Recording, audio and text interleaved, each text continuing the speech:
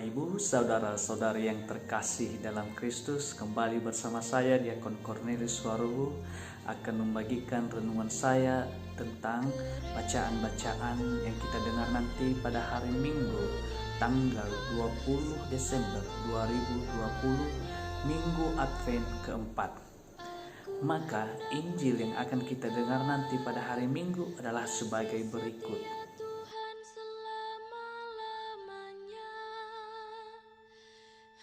Menuturkan kesetiaan-Mu turun-temurun, sebab kasih setia-Mu dibangun untuk selama-lamanya. Kesetiaan-Mu tegak seperti langit. Kerelaan Tuhan hendak ku nyanyikan selama-lamanya. Engkau berkata, telah ku ikat perjanjian dengan orang pilihan-Ku. Aku telah bersumpah kepada Daud, hamba-Ku. Aku hendak menegakkan anak cucu-Mu untuk selama-lamanya dan membangun tahta-Mu turun-temurun. Saudara-saudari yang terkasih dalam Kristus, dewasa ini dalam berbagai situasi dinamika kehidupan kita sangat dibutuhkan kerendahan hati. Menerima realitas yang ada adalah salah satu senjata yang ampuh agar manusia tidak jatuh dalam keserakahan, keangkuhan, dan lain-lain. Tetapi adalah kenyataan bahwa harapan itu seolah-olah sirna dari kehidupan banyak orang karena dikalahkan oleh berbagai gengsi yang berlebihan yang terkadang membuat orang kehilangan jati diri yang sebenarnya, sehingga banyak orang yang gagal untuk mencapai tujuan hidup yang sesungguhnya. Dalam Injil yang barusan kita baca bersama tadi, di sana dinyatakan kepada kita bagaimana Allah memenuhi janji setianya kepada manusia dengan mengosongkan diri.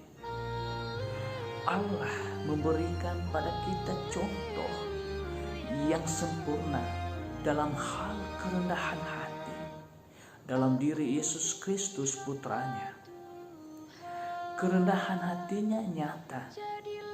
Yesus adalah Tuhan yang mau menjelma menjadi manusia untuk menyelamatkan manusia. Dalam naskah kitab suci yang lain dikatakan bahwa Yesus walaupun dalam rupa Allah tidak menganggap kesetaraan dengan Allah sebagai sesuatu yang harus dipertahankan, melainkan telah mengosongkan dirinya sendiri dan mengambil rupa seorang hamba dan menjadi sama dengan manusia.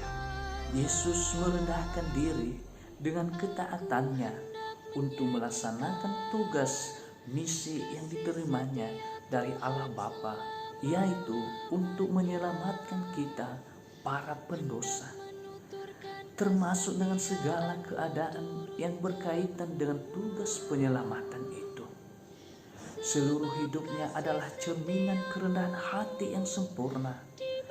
Lahir dari kandang hewan, hidup miskin sepanjang hidupnya di dunia, dipukuli, dihina, difitnah, disiksa, padahal tidak bersalah, dilucuti, dianiaya, sampai akhirnya wafat di kayu salib. Saudara-saudari yang terkasih dalam Kristus, selain itu, sebagai orang beriman, kita juga melihat bagaimana kerendahan hati seorang Bunda Maria. Bunda Maria pada saat ia diberitakan akan menjadi ibu sang penebus dengan kondisinya pada saat itu yang mungkin sangat mustahil. Namun setelah direnungkannya dengan kerendahan hati disertai dengan keyakinan yang teguh, ia menyandarkan sepenuhnya kepada kehendak Allah.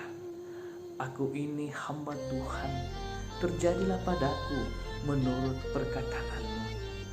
Artinya, Bunda Maria membuka diri untuk menerima rahmat Tuhan itu dengan rendah hati. Saudara-saudari yang terkasih, kehidupan memang berwarna, singkat dan terbatas.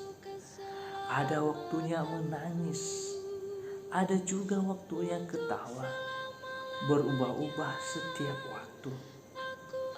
Demikian juga dalam pengalaman iman, kadang merasa Allah tidak mendengar doa yang disampaikan. Beban hidup semakin kompleks, terkadang kita ingin lari dari kenyataan. Semakin jauh kita melangkah, semakin beragam warna kehidupan yang kita alami. Sekalipun demikian, Allah tidak berubah, kasih-Nya tidak terbatas, tidak pernah ingkar janji. Persoalannya adalah, maukah kita membuka diri terhadap rahmat Allah itu dalam hidup kita?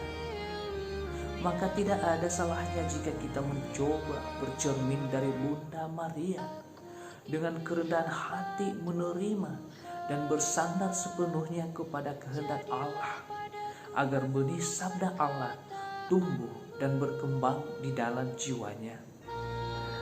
Kerendahan hati membuat kita selalu menyadari bahwa kelemahan kita tergantung kepada rahmat Tuhan.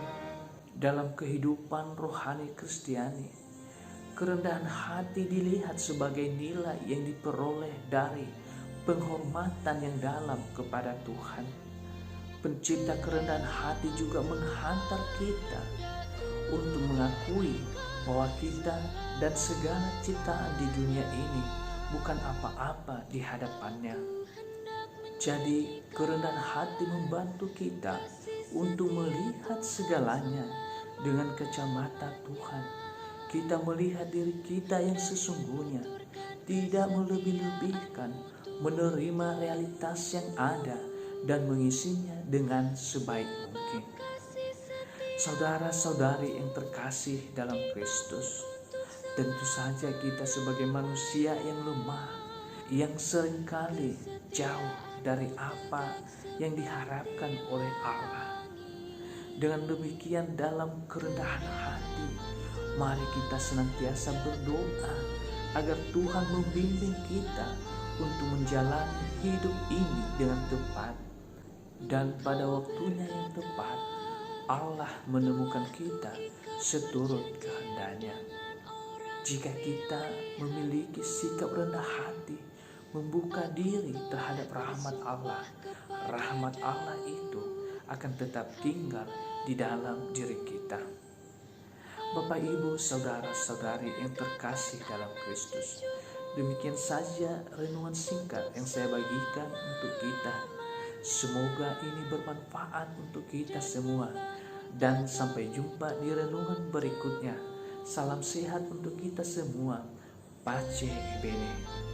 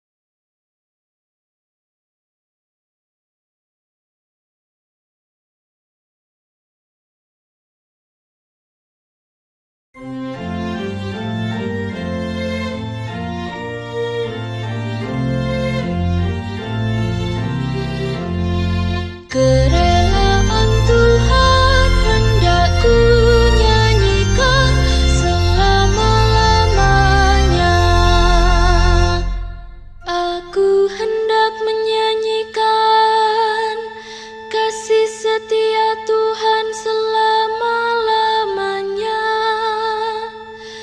hendak menuturkan kesetiaan-Mu turun-temurun. Sebab kasih setiamu dibangun untuk selama-lamanya. Kesetiaanmu tegak seperti langit. Kerelaan Tuhan hendak ku nyanyikan selama-lamanya. Engkau berkata, telah ku ikat perjanjian dengan orang pilihanku. Aku telah bersumpah kepada Daud, hamba-Ku. Aku hendak menegakkan anak cucumu untuk selamanya.